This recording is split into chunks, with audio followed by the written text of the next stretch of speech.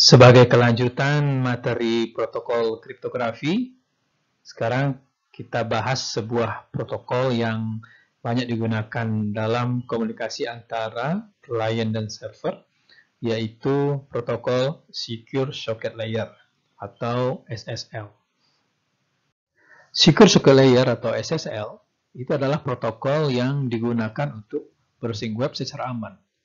Jadi, SSL ini berkaitan dengan masalah keamanan web atau web security, yaitu bagaimana mengamankan komunikasi antara komputer klien dengan komputer server.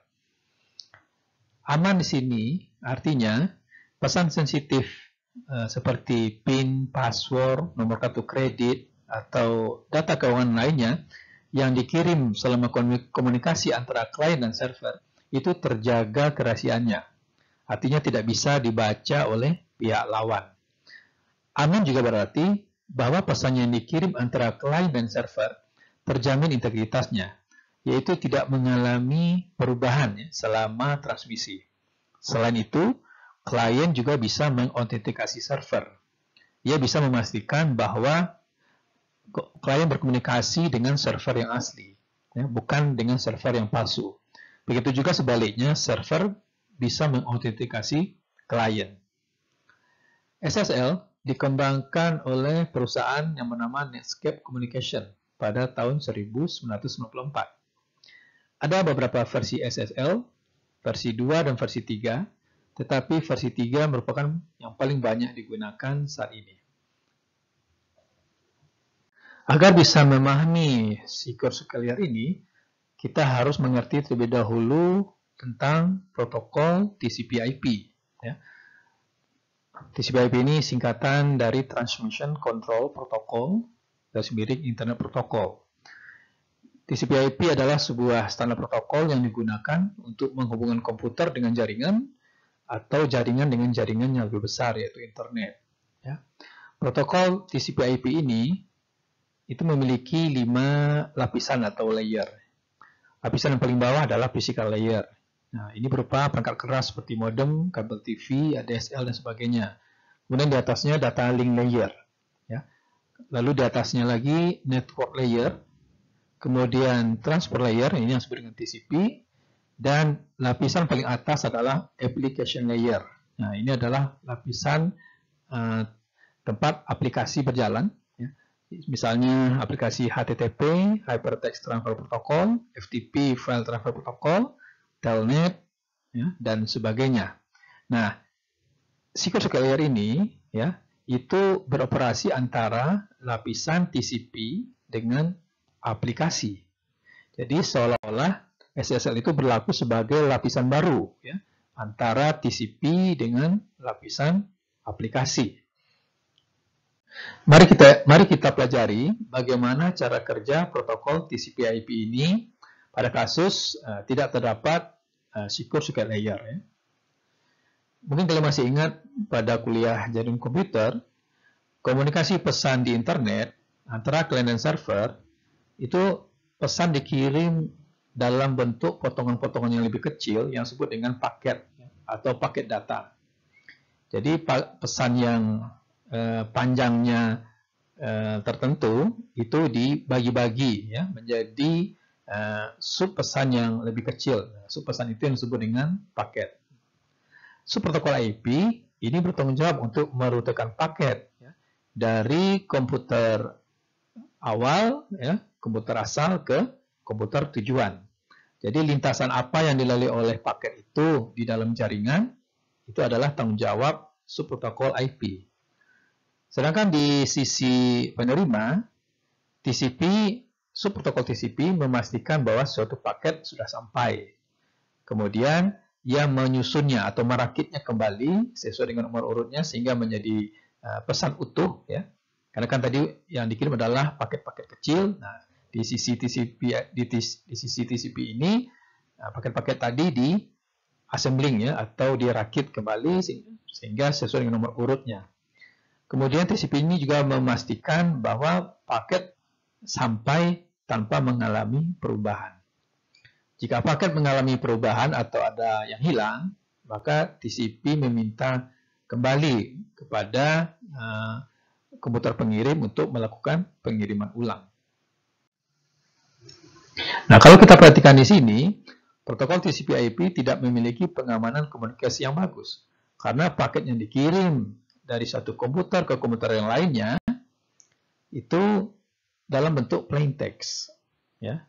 Sehingga kalau ada pihak ketiga yang melakukan penyadapan, dia bisa membaca pesan yang dikirim dari satu komputer ke komputer lainnya.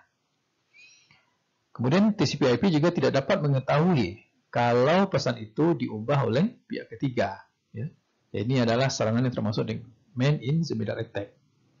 Nah, dengan adanya SSL, maka SSL ini akan membangun hubungan yang aman antara dua soket, yaitu soket pengirim dan soket penerima. Ya. Sehingga pengiriman pesan antara dua entitas itu terjamin keamanannya. Ya. Nah, definisi aman tadi sudah saya jelaskan. Pesan itu terjaga kerahasiaannya, kemudian pesan itu tidak mengalami perubahan. Ya. Nah, itu yang dimaksud dengan aman. Kemudian perlu dicatat juga bahwa SSL ini adalah protokol client server.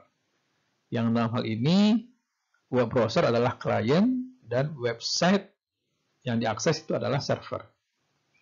Klien yang memulai komunikasi, sedangkan server memberi respon terhadap permintaan klien. Nah, protokol SSL ini tidak bekerja kalau tidak diaktifkan terlebih dahulu. Nah, biasanya di browser, di bagian option, kita bisa melihat apakah protokol SSL ini dicentang atau tidak. Kalau dicentang, berarti protokol ini aktif. Kalau tidak dicentang, berarti ya, tidak difungsikan. Ya.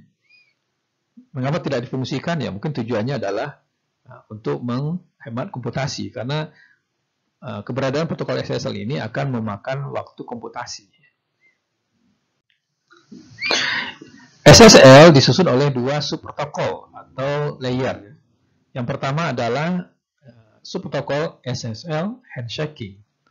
Nah, ini adalah subprotokol yang membangun koneksi yang aman antara klien dan server.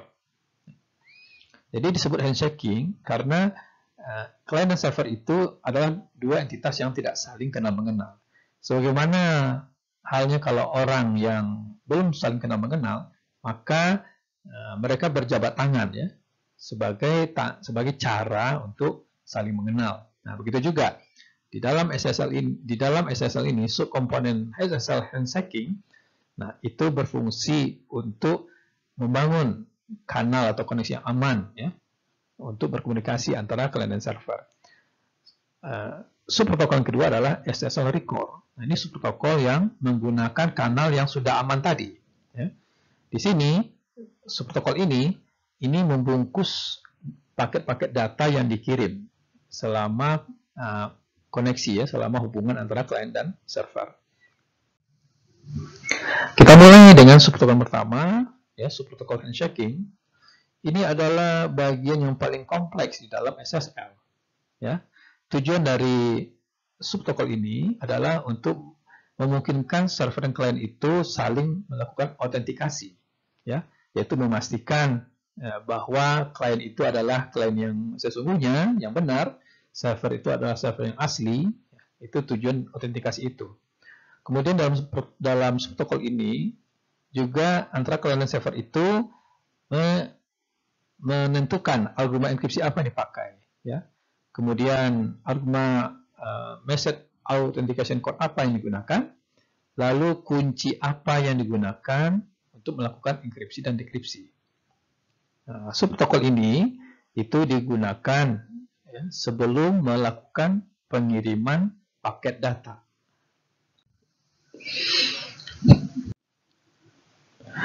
Subprotokol handshaking ini ya, langkah-langkahnya ini adalah digambarkan dalam bentuk gambar sebagai berikut ya. Pertama ya, karena dua entitas ini tidak saling kenal mengenal, maka klien menyapa terlebih dahulu dengan mengirimkan string hello kepada server. Server juga membalas dengan mengirim pesan hello kepada klien. Kemudian klien meminta server untuk mengirim sertifikat digitalnya. Ya, sertifikat digital kalian sudah paham hal itu kan? Selanjutnya, ya, server mengirim pesan done. Ya, artinya sudah dilakukan ini ya, sampai 3 langkah ini. Kemudian klien dan server melakukan pertukaran kunci, ya, artinya klien dan server ini menentukan kunci yang dipakai untuk enkripsi. Nah, untuk melakukan pertukaran kunci ini digunakan protokol Diffie-Hellman. Ya, kalian sudah mengerti protokol Diffie-Hellman. Ya. Kemudian klien dan server menegosiasikan, ya, algoritma enkripsi yang dipakai untuk mengenkripsi pesan. Ya. Lalu klien mengirim pesan finish, selesai. Ya. Server juga mengirim pesan bahwa algoritma enkripsinya sudah disetujui. Ya. Lalu mengirim pesan finish. Nah, ini adalah lebih detailnya di subprotokol handshaking ini. Ini saya ambil dari buku William Stelling. Ya. Jadi klien mengirim pesan hello, server mengirim pesan hello, ya. Kemudian server mengirim sertifikat digital, kemudian server melakukan pertukaran kunci dengan klien, ya, artinya melakukan protokol Diffie-Hellman. Ya. Kemudian jika diperlukan, server juga bisa meminta klien untuk mengirim sertifikatnya. Ya. Lalu di sini tahap ini, ya, tahap perkenalan ini sampai di sini. Lalu klien mengirim sertifikatnya, kemudian klien melakukan pertukaran kunci dengan server, lalu klien melakukan verifikasi sertifikat digital oleh server. Nah, lalu di sini klien menegosiasikan algoritma enkripsi yang dipakai. Nah, ini pesan finish, ya. Kemudian ini pesan sudah disetujui algoritma enkripsinya, kemudian finish. Nah, ini langkah-langkah detail di dalam protokol handshaking. Nah, setelah subprotokol ini selesai, maka sampai di sini proses pembentukan kanal yang aman antara klien dan server itu sudah berakhir. Ya. Nah, bila subprotokol handshaking ini sudah selesai, maka HTTP pada URL itu akan berubah menjadi HTTP secure. Ya. Nah, contohnya kalau kita membuka situs web Bank Mandiri, maka perhatikan, ya, di sini yang di lingkaran ini, ya, URL-nya berubah menjadi HTTP secure. Gitu ya. Nah, itu adalah terjadi setelah subprotokol handshaking dikerjakan. Ya. Nah, ini perbedaan antara HTTP dengan HTTPS. Ya. Pada HTTP tidak ada enkripsi. Ya. Jadi artinya kalau situs itu cuma HTTP saja yang tampak, berarti tidak ada protokol SSL, ya, yang dilakukan. Sedangkan kalau berubah menjadi HTTPS, itu berarti ada subprotokol handshaking yang dikerjakan di situ. Setelah kanal komunikasi yang aman terbentuk antara klien dan server, yaitu setelah melakukan subprotokol handshaking, maka berikutnya adalah tugas dari subprotokol SSL record. Tadi sudah disebutkan bahwa pesan yang dikirim antara klien dan server, ya, itu dipecah-pecah menjadi potongan yang lebih kecil atau paket data, ya, atau disebut juga yang fragmen, ya, fragmen data. Nah, setiap fragmen itu mengalami kompresi, ya. Artinya dimampatkan, ya. Misalnya dimampatkan dengan algoritma Huffman yang sudah kalian pelajari dalam kuliah matematika diskrit. Selanjutnya ditambahkan dengan message authentication code, ya. Jadi kode untuk mengautentikasi pesan. Nah, ini juga sudah dibahas pada video sebelumnya. Selanjutnya pesan yang sudah ditambahkan ini, ya, dienkripsi. Nah, dienkripsi dengan menggunakan kunci yang sudah disepakati antara klien dan server. Ya. Jadi kunci ini sudah disepakati pada subprotokol handshaking. Selanjutnya ditambahkan header, ya, pada fragmen ini, ya. Header itu berisi kode-kode seperti tipe konten ya, versinya, kemudian panjang pesan yang sudah dikompresi. Nah, ini adalah pesan yang sudah dikompresi. Oh ya, kompresi itu sifatnya opsional, jadi tidak harus dilakukan. Kemudian ini adalah message authentication code-nya. Nah, lalu ini dienkripsi, ya, dienkripsi. Nah, dengan cara seperti ini, maka data sensitif seperti PIN, password, dan data keuangan lainnya ya, itu terjamin keamanannya, jadi tidak bisa dibaca oleh pihak ketiga ya, oleh man in the middle attack. Nah, di tempat penerima, subprotokol SSL record itu melakukan proses berkebalikan, yaitu dia mendekripsi data paket data yang dia terima, kemudian mengautentikasinya, yaitu memastikan bahwa pesannya masih utuh, tidak mengalami perubahan, ya, yaitu dengan memverifikasi message authentication code-nya, lalu mendekompresinya, kemudian merakitnya, artinya menyusunnya sesuai dengan nomor urutnya. Dengan adanya protokol SSL ini membuat komunikasi antara client server itu menjadi lebih lambat. Ya. Biasanya, ya, untuk mempercepat komunikasi ini, itu ditambahkan sebuah piranti keras, ya, yaitu sebuah card yang bernama Peripheral Component Interconnect, yang dapat dipasang ke dalam web server untuk memproses transaksi SSL lebih cepat, sehingga mengurangi waktu pemrosesan. Nah, ini adalah pranala yang dapat dibaca ya untuk mengerti lebih jauh protokol SSL ini. Komputer server yang menggunakan SSL itu biasanya memiliki sertifikat digital ya, yang dikeluarkan oleh CA, yaitu Certification Authority. Nah, sertifikat digital ini adalah sertifikat untuk kunci publik yang dimiliki oleh server. Sertifikat digital untuk server ini dinamakan sertifikat SSL. Ya. Nah, apabila komputer server itu tidak memiliki sertifikat digital, maka kalau kita mengakses suatu situs web yang tidak memiliki sertifikat SSL, maka browser atau Google itu akan memberikan warning sebuah pesan seperti ini, ya, bahwa your connection is not secure. Jadi kita misalnya, contoh di sini misalnya mengakses sebuah situs namanya badexample.com. Misalkan situs web ini tidak memiliki sertifikat SSL, maka browser akan memberikan peringatan kepada kita ya, bahwa koneksi dengan website ini itu tidak aman.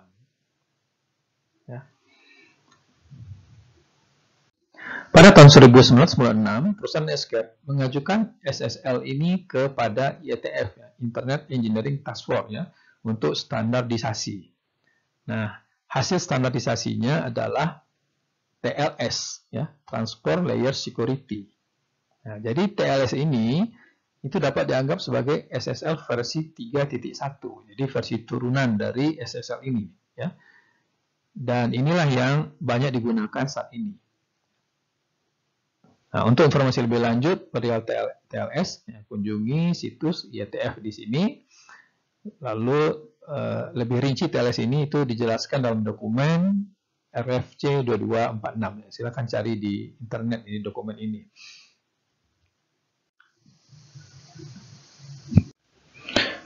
TLS atau Transport Layer Security ini format recordnya sama seperti di dalam format record SSL. Ya. TLS ini lebih mirip dengan SSL versi 3. Ya. Hanya berbeda dalam hal nomor versi, ya, message authentication code-nya, kemudian fungsi pemungkiman acaknya, ya, lalu kode-kode lain, ya, kemudian tipe sertifikat klien, ya, dan beberapa komputasi kriptografi. Demikianlah materi kita tentang sebuah protokol di internet, ya, yaitu protokol Secure Socket Layer. Saya ucapkan selamat belajar.